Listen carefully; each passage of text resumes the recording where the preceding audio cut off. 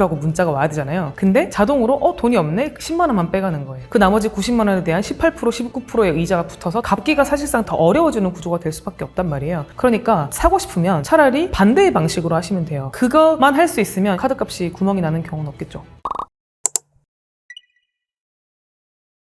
보통 우리가 신용카드를 의도치 않게 하루 이틀 정도 연체하는 경우들이 있잖아요. 그게 괜찮은 어떤 기간이 5영업일까지예요. 그 5영업일이라는 거는 말 그대로 영업일을 기준으로 5일이기 때문에 만약에 수요일부터 연체가 됐다? 그러면 수, 목, 금, 그 다음에 다음 주 월, 화까지는 괜찮다는 거겠죠. 그 안에 카드사에서는 카드 대금이 안 들어왔으니까 돈을 내세요 라는 취지로 문자도 보내고 또 한 3일쯤 지나면 전화도 오기도 하고 요즘에는 하루 이틀에도 전화가 오기도 해요. 근데 어쨌든 이 기간에는 혹시 고객님 금액을 못 채워놨다면 까먹지 말고 돈을 좀 넣어달라 라는 취지의 이제 내용이 올 뿐이고 돈을 다시 채워넣으면 아무런 문제가 없어요. 신용상으로도 아무런 문제가 없는데 이제 5영업일이 넘어가게 되면 카드사에서는 그때부터는 조금 준비를 해요. 이 사람이 문제가 생길 수도 있겠다 라고 인식을 하고 한 2주쯤 넘어가면 그때부터는 추심 절차를 시작하게 됩니다. 그 추심이라는 거는 돈을 받아내기 위한 절차를 말하는 건데 가장 먼저 진행하는 거는 방문 추심이라고 해서 신용카드를 발급받을 때 주소가 있잖아요. 그 주소를 갖고 있는 정보를 가지고 이제 찾아가서 신용카드 대금이 어느 정도 밀렸는데 이거를 언제 이제 상환하실 수 있냐 뭐 이런 것들을 이제 확인하러 오기도 하고 이 사람이 이제 전화를 잘 안 받거나 이러면 더 빨리 찾아가거든요. 또 경고문을 보내기도 해요. 그러니까 독촉장 같은 거를 보내서 우리가 앞으로 이러이러한 법적인 조치를 취할 거고 그러니까 언제까지 여기 돈을 이제 넣어라 라는 취지의 이제 내용을 작성해서 이제 보내기도 하고 또 세 번째로 법원에 지급 명령이라는 거를 신청을 하거든요. 신용카드사는 돈을 독촉도 할 수 있고 뭐 여러 가지 절차를 할 수 있지만 그 사람의 돈을 뺏어올 수는 없잖아요. 근데 그걸 뺏어올 수 있기 위해서는 법원의 판단이 필요해요. 그러니까 법원에서 이 사람의 돈을 정당하게 뺏을 수 있는 권한을 주세요 라는 이제 절차를 밟아야 되는데 그 중에 가장 간편하고 빠른 방법이 지급 명령이에요. 그러니까 어느 정도로 빠르냐면 우리가 법원에 지급 명령을 신청을 하고 이 지급 명령이 채무자에게 도착하고 그때부터 2주가 지나면 확정이 되거든요. 그러니까 요즘 보통 민사소송이 최소 1년에서 1년 반씩 이렇게 걸리는데 지급 명령은 굉장히 간단하게 그리고 비용도 저렴하게 채권자들의 권리를 확보할 수 있는 수단이거든요. 조금이라도 밀리면 더 이상 기다려주지 않고 바로바로 절차를 시작하는 게 딱 요 구간 5영업일이 넘어가는 때부터 이제 시작이 되고 이분이 만약에 다음 달 월급 받을 때까지만 버텨서 만약에 갚을 수 있는 상황이다 그러면은 갚으면 돼요. 근데 그게 아니라 진짜 말 그대로 우리가 카드값이 뭐 빵꾸가 났다 이렇게 얘기를 하잖아요. 그 정도로 주변에서 빌릴 수도 없고 이 카드 대금을 메꿀 수도 없는 그런 상황이 된 분들도 많거든요.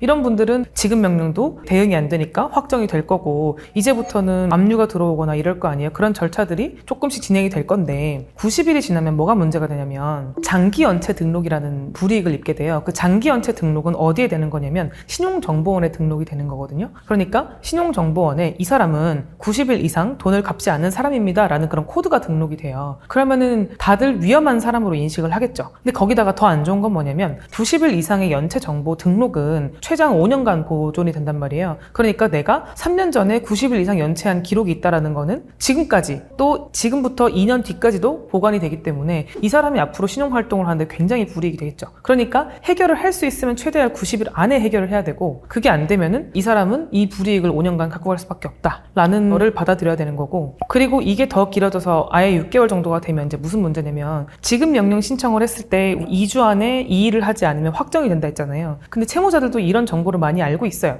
여기서 내가 가만히 있으면 월급이고 뭐고 다 뺏긴다 라는 걸 알고 있기 때문에 채권자의 지급 명령에 대해서 나는 할 말이 있다 라는 취지로 이의를 하거든요. 그러면은 이게 어떻게 되냐 민사 본안으로 넘어가요. 그러니까 일반 민사 소송 절차로 넘어가게 되거든요. 그러면은 원래는 2주 안에 확정되어야 될 게 일반 민사 소송으로 바뀌니까 이때부터 시간이 오래 걸리는 거예요. 왜냐면 법원에다가 배당을 새로 해야 되죠. 또 법원은 첫 기일을 또 잡아야 되죠. 채무자에게 답변서를 낼 기한도 줘야 되죠. 이렇기 때문에 보통 첫 기일 잡힐 때까지가 보통 한 3개월 정도 걸리고 거기서도 내가 할 말이 없잖아요. 돈을 안 가면 데 이유가 있었던 건 아니니까. 그래서 보통 그게 확정되는데 한 6개월이 걸리기 때문에 이쯤 되면 보통은 자기의 재산에 압류가 되기 시작해요. 급여를 받으시는 분들은 급여가 압류가 될 거고 집에 이제 집기가 있으신 분들은 거기에 딱지가 붙을 거고 그리고 뭐 자동차, 보증금, 통장 압류 이런 것들이 다 그때 이제 시작이 된다고 보시면 돼요. 하지만 아까 말씀드렸던 이 일을 하지 않으면 한 달 안에도 이런 절차들이 시작될 수 있다.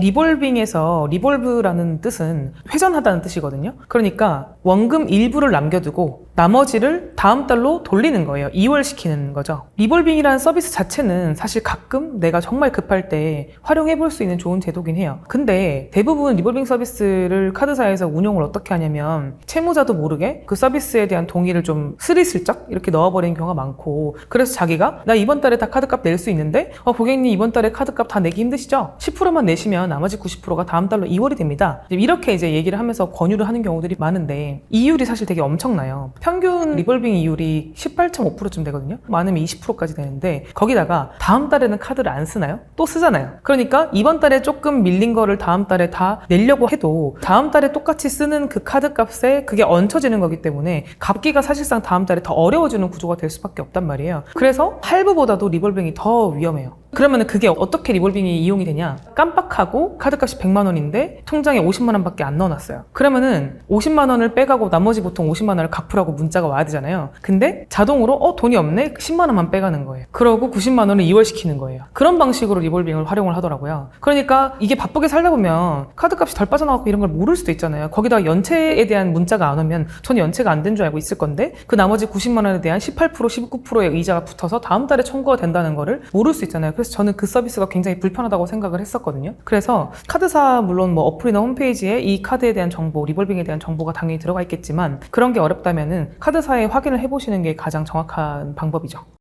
얼마나 갚을 수 있는지에 따라 다른데 한두 달 이내에 뭔가 들어올 돈이 있거나 해서 이게 해결되는 상황이면 리볼빙 서비스가 굉장히 적절한 제도긴 해요. 왜냐하면 이자는 비록 부담을 하지만 신용도를 떨어뜨리지 않으면서 카드값도 연체가 되지 않는 간편한 방법이 될 수는 있거든요. 근데 그게 아니라 말 그대로 시간만 끄는 거에 불과하다면 사실상 이거보다는 금리가 낮은 상품들이 있어요. 예를 들면 뭐 햇살론이라든지 8%에서 10% 정도의 상품들이 있거든요. 이런 거를 활용해 보든지 금리 인하 요구권이라는 것도 있긴 한데 이 채무자가 신용 상태가 좋아지거나 뭐 소득이 올라가거나 자산이 증가하거나 이렇게 자기의 상태가 좋아지게 되면 내 금리를 좀 낮춰달라 이렇게 요구할 수가 있단 말이에요. 이런 식으로 이제 금리 인하를 요구하게 되면 이 사람이 내고 있는 금리들이 조금씩 줄어들 거 아니에요. 그러면은 내가 지출해야 되는 금액도 줄어드니까 카드값이 더 메꿔지기가 어려운 상태를 좀 방지할 수 있겠죠. 이런 식으로 사실 막히기 전에 활용을 하면 되게 좋은 건데 카드값이 연체가 되는 상황에서 금리가 1% 낮아졌다고 해도 당장 빵꾸가 안 나는 건 아니잖아요. 그러니까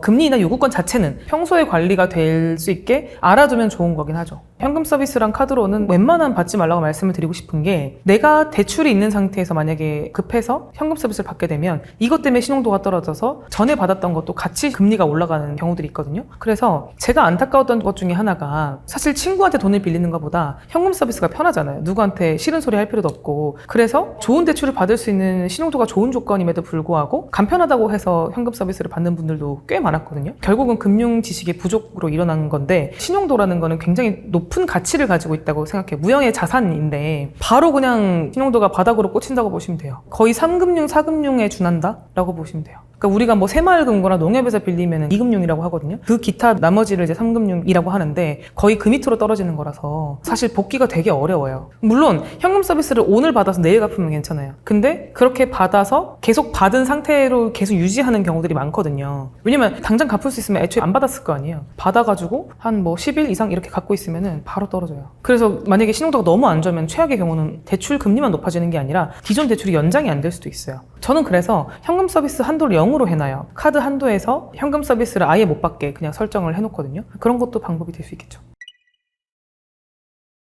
대부분의 사람들이 보통 급여가 들어올 때가 돈이 제일 많으니까 그 이후로 신용카드 결제일을 설정하시는 분들이 많거든요. 그런데 이제 14일로 설정을 해라라는 이유는 카드 지출 관리 때문이에요. 그러니까 14일로 설정을 하게 되면 매월 1일부터 말일까지 사용한 금액이 다음 달 14일에 청구가 되기 때문에 내가 진짜 한 달에 얼마를 썼는지를 관리하기가 좀 편하기도 하고 또 카드마다 나가는 날짜를 맞춰놓기 때문에 전체 카드의 지출이 어느 정도인지를 관리하기 편하죠. 그러니까 어떤 거는 1일부터 말일까지 사용한 거, 어떤 거는 뭐 5일부터 뭐 언제까지 사용한 거 이런 식으로 다 다르게 되면 내가 언제 쓴 건지 내가 한 달에 도대체 얼마를 쓰고 있는 건지가 관리가 어렵잖아요. 그러니까 일단 날짜는 하루로 맞추고 맞출 수 있으면 최대한 14일로 맞추고 이 두 가지가 지출 관리하기 편하죠. 보통 카드 혜택들이 한 달에 뭐 실적이 뭐 30만 원 이상 뭘 쓰면 뭐 어떻게 한다든지 그 여러 가지 신용카드 조건들이 있잖아요. 그게 보통 한 달 단위로 설정이 되니까 내가 그 카드 혜택을 누리고 싶으면은 14일로 설정을 하는 게 편하긴 하죠. 그 카드 혜택들이 뭐가 뭐가 있는지 다 확인하기가 어렵잖아요. 그러니까 신용카드사에서 기준이 매월 초부터 매월 말까지이기 때문에 14일로 설정하는 게 편하긴 하죠.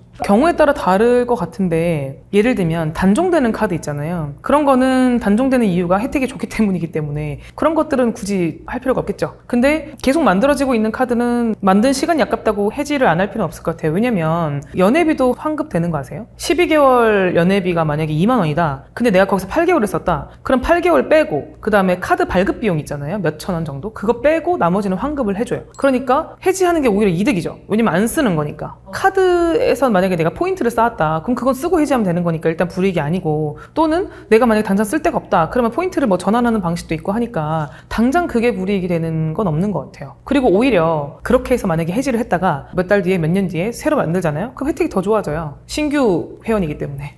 신용카드 개수가 많은 거랑 신용도랑은 상관은 없어요. 그런데 왜 그런 말이 생겼냐면, 신용카드 여러 개를 한 번에 받게 되면 이 사람의 채무에 문제가 생겼을 수도 있다라고 보긴 해요. 그러니까 보통 카드를 한 개를 발급받으면은 거기에 따라서 받을 수 있는 현금 서비스 한도가 정해지잖아요. 근데 그게 만약에 5장이 발급됐다. 그러면은 이 사람이 500만 원씩 5카드에서 2,500만 원을 뺄 수 있잖아요. 그러니까 이런 상태를 좀 위험한 채무자의 상태라고 볼 수도 있기 때문에 이럴 때는 신용도에 영향이 있죠. 이게 사실 되게 조건들이 치사하잖아요. 뭔가 줄 것처럼 하는데 알고 보면 거기에 제한이 걸려있고 이런 경우들이 많아서, 그래서 요즘은 그런 카드 혜택들을 비교를 해주고 내 과거의 소비에 대한 카드 명세서를 입력하면 거기에 맞는 카드가 추천되는 방식들의 어떤 서비스가 많은데, 그거를 일단 활용하는 게 저는 좋다고 봐요. 저도 모르는 나의 소비 패턴, 인터넷 쇼핑에 돈을 많이 쓰는가, 오프라인 쇼핑에 많이 쓰는가, 아니면 외식에 많이 쓰는가, 이런 거에 대한 데이터는 객관적으로 있는 거고, 그거에 대해서 분석을 해서 당신은 이 카드가 좋을 것 같다 라고 추천을 해주는 거니까, 그렇게 해서 카드를 어느 정도 진짜 적합한 것만 딱딱딱 추려서 남기고 나머지는 없애버리고 해서 지갑 뚱뚱하게 이렇게 관리하지 말고 딱 컴팩트하게 2개, 3개만 딱 들고 그 안에서 어떨 때는 요 카드, 어떨 때는 요 카드, 그렇게만 쓰면 혜택은 혜택대로 받아먹을 수 있으면서 연체는 막을 수 있는 방법이 될 수 있겠죠. 사실은 신용카드사에서 뭐 한 1,800만 원? 2,000만 원? 이런 한도로 카드를 발급해주면 되게 뿌듯하잖아요. 능력을 인정받은 것 같고 연봉이 되게 높은 사람인 것 같고. 근데 저는 그거는 카드사의 술수라고 보고 전체 카드 한도를 좀 낮춰놓는 절차가 필요한 것 같아요. 내가 만약에 300만 원을 번다. 그러면은 카드가 3장이다? 그럼 100 이렇게 해가지고 300만 원 안으로 맞춰놓으면은 내가 무리해서 뭔가를 쓰거나 하는 일이 좀 떨어지겠죠. 그리고 우리가 이제 할부의 유혹을 되게 많이 받잖아요. 할부를 받게 되면 우리가 당장 이번 달에 내는 금액이 적어서 그 물건을 구매할 수 있는 허들이 낮아지잖아요. 근데 그거는 사실 카드사가 원하는 거기도 하고 나에게 물건을 판매하는 사람이 원하는 거기도 하잖아요. 그러니까 사고 싶으면 차라리 반대의 방식으로 하시면 돼요. 예를 들면 500만 원짜리 뭔가가 사고 싶으면 내가 이걸 사려면 어떻게 해야 되지? 50만 원짜리를 10달 모아서 살 수 있잖아요. 사놓고 10달을 갚는 거랑 뭔 차이가 있어? 똑같잖아요. 그것만 할 수 있으면 신용카드에서 카드값이 구멍이 나는 경우는 없겠죠. 신용카드를 안 쓸 수 있으면 안 쓰는 게 좋다고 생각을 해요. 특히 20대, 30대 내가 아직까지 지출에 대해서 완벽하게 통제할 수 있는 사람이 아니라면 저는 현금 사용이 훨씬 낫다고 봐요. 그러니까 신용카드 사용하는 건 혜택 때문이고 또는 편리함 때문이잖아요. 근데 신용카드의 가장 큰 문제가 뭐냐면 내가 버는 것 이상으로 쓸 수 있는 구조에 있어요. 그러니까 나는 300만 원을 버는데 신용카드 한도는 500만 원, 1000만 원 이렇게 만들어주잖아요. 그러면 물론 그 안에서 쓰면 너무 좋은데 이미 저에게 신용을 보고 1000만 원을 빌려준 거나 마찬가지란 말이에요. 근데 그 1000만 원은 누구 거냐? 내 거가 아니란 말이에요. 근데 젊으면 더 유혹에 휩쓸리기도 쉽고 지출 관리를 노련하게 하지 못했던 경험들이 많지 않았기 때문에 그런 상태에서 내 월급의 몇 배, 몇십 배가 되는 그런 신용카드가 내 손에 있는 거는 굉장히 위험한 상태라고 저는 생각을 해요. 저는 그렇지 못한 축에 속하는데 신용카드를 잘 뽑아먹는다고 하잖아요. 알차게 잘 활용하는 분들이 충분히 있으신 거는 알고 있어요. 그게 되게 가계에도 일부 도움이 될 수 있다는 것도 이제 인정을 하는데, 제가 보는 관점은 뭐냐면 신용카드가 많게 되면 월급의 몇 배가 되는 카드가 내 손에 쥐어지는 거잖아요. 그러니까 그 몇 배까지가 굳이 있을 필요가 있나라는 입장이고, 사람에 따라서 통신에 뭐 유리한 카드, 쇼핑에 유리한 카드, 교통에 유리한 카드 이런 게 다 다르잖아요. 근데 그렇게 일부에만 혜택을 주는 이유가 사실은 여러 카드를 써라, 그러니까 많이 써라 라는 사실 의미이기도 하거든요. 그래서 그렇게 많은 카드를 가지고 관리도 안 될 것 같으면 차라리 관리를 할 수 있게 3개 미만으로 갖고 있는 게 저는 좋다고 생각을 해요. 예를 들면 이 카드는 얼마 이상 쓰면 혜택이 좋고 얼마까지만 써야 되고 최대 할인 한도는 뭐 2만 원이고 이런 혜택들이 굉장히 복잡하잖아요. 저는 사실 약간 좀 팩트 폭행을 하자면 그거 다 공부할 시간에 차라리 절약을 하는 게 낫다. 그러니까 한 푼이라도 차라리 그냥 아끼는 게 낫지, 내가 이 카드 혜택을 정확하게 알고 정확하게 뽑아먹으려고 하면 오히려 안 써도 될 돈을 쓸 수도 있는 거고, 그리고 그거를 그렇게까지 연구하고 공부할 필요가 있나? 재테크 공부나 이런 쪽에 더 제 에너지를 쏟는 게 더 현명하다고 봐요.